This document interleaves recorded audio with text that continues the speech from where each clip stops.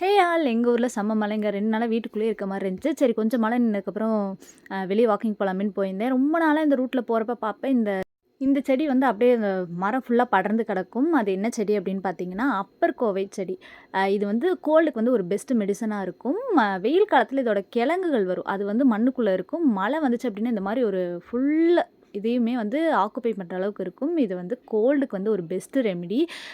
இதில் வந்து சட்னி, சூப்ஸ் அந்த மாதிரி நிறைய வந்து ரெசிபீஸ் வந்து பண்ணி சாப்பிட்டுக்கலாம். இதில் ரெட் கலரில் ஒரு பழம் ஒரு குட்டியா, அதை ஒரு பழம் இருந்துச்சுன்னா போதும் நம்ம நிறைய செடிகள் வந்து உருவாக்கிக்கலாம். கொடி மாதிரி படரக்கூடிய க்ரீப்பர் பிளான்ட் இது கோவக்காய் ஃபேமிலியை சேர்ந்தது. ஸோ இலை வந்து பார்த்திங்க அப்படின்னா கோவக்காய் இலையவே குட்டியாக இருந்துச்சுன்னா எப்படி இருக்குமோ அந்த மாதிரி தான் இருக்கும். ஆனால் ஸ்மெல்லு ரொம்ப ரொம்ப ரொம்ப மோசமான ஒரு ஸ்மெல்லுங்க.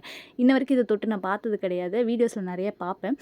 இது கிடச்ச 5 நிமிஷம் தான் பிளான்ட்டை கையில் வச்சிருந்தேன். ஸ்மெல்ல பார்த்ததுக்கப்புறம் முடிவு பண்ணிட்டேன். இதில் கோல்டு பிடிச்சிச்சு அப்படின்னா ரூ. 30 வீக்ஸில் முடிச்சுக்கலாம் அப்படின்னு சொல்லிட்டு.